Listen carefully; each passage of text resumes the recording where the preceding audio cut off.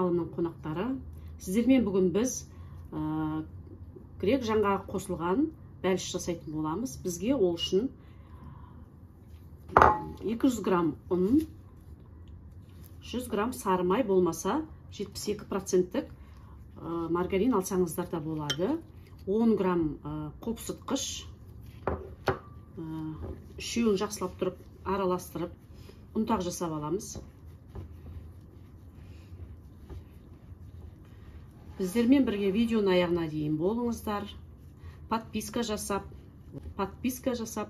лайк басып, комментарий жазып отыруларыңызды сұраймын. Және де менің каналымның өсіп өркендеуіне, көркеуіне атсалысып отырсаңыздар, нұр үстіне нұр болады.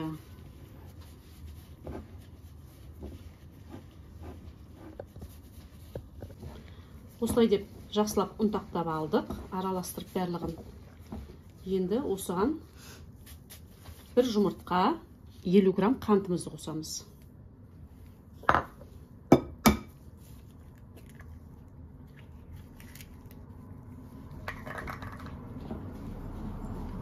Енді осының бәрін араластырып, қамырлеп аламыз.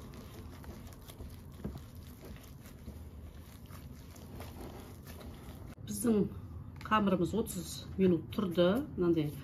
Осындай қалыпқа мен кішкене ұн сеуіп алдым. Енді осы қамырымызды жақсылап тегістеп жайып шығамыз.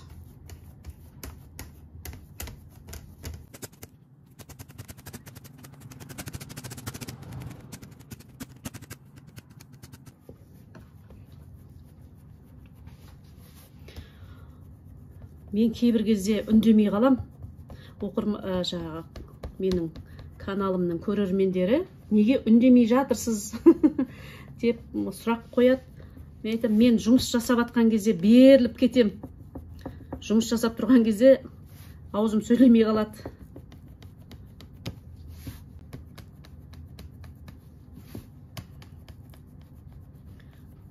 Осындай қалпыңыз болса, өсіп тегістеп жайып аласыз. Егерден тап осындай қалып болмаса, үйдегі бар өзіңіздің ыдысыңызға салып пісіре берсеңіз болады. Сковородка да болады.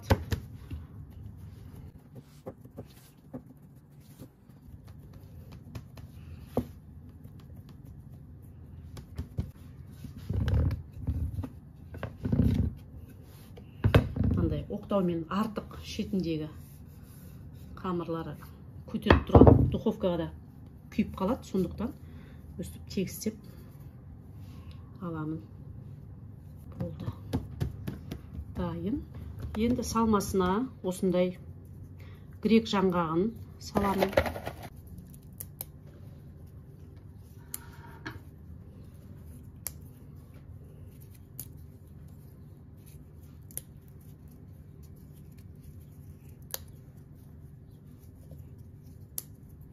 Бұдан да уақтап салсаңыздар да болады, өздеріңіздің қалауларыңыз бойынша.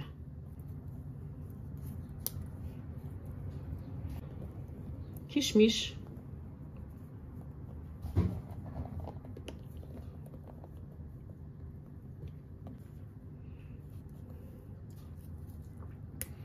Менің қызым тұрып, мама жаңғағын көптеу салшы деп жатыр. Орехты жақсы көрем деп.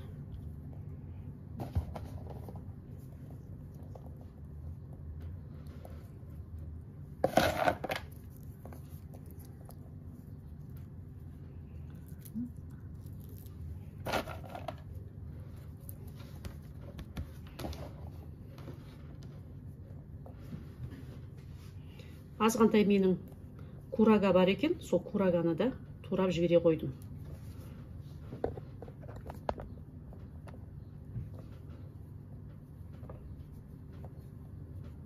Енді осыған қойылған сгущенка қоямыз. 350 грамм сгущенкамыз осындай бір кесе болды. Енді осыны мына бәлішіміздің үстінде құйып шығамыз.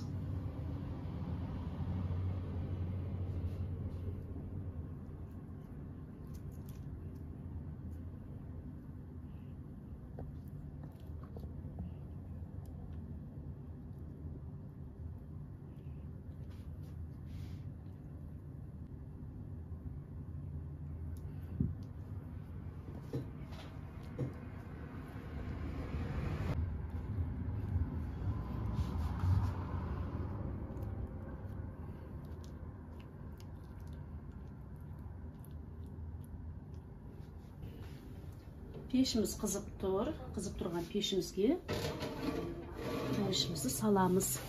170 градуста 30-35 минут.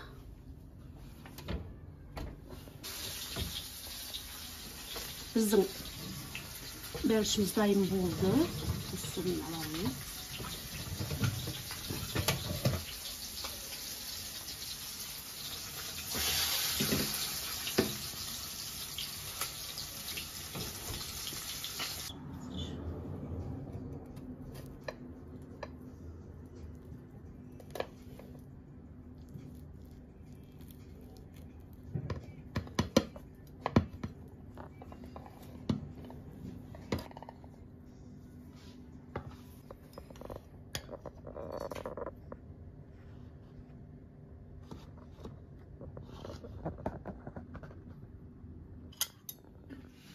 Ал біздің бәлішіміз дайын болды.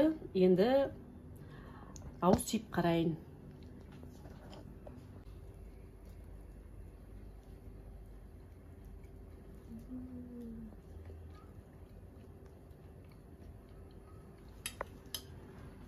Өте керемет. Осы рецептпен жасап қараңыздар. Қонақтарыңыз риза болады деп ойлаймын.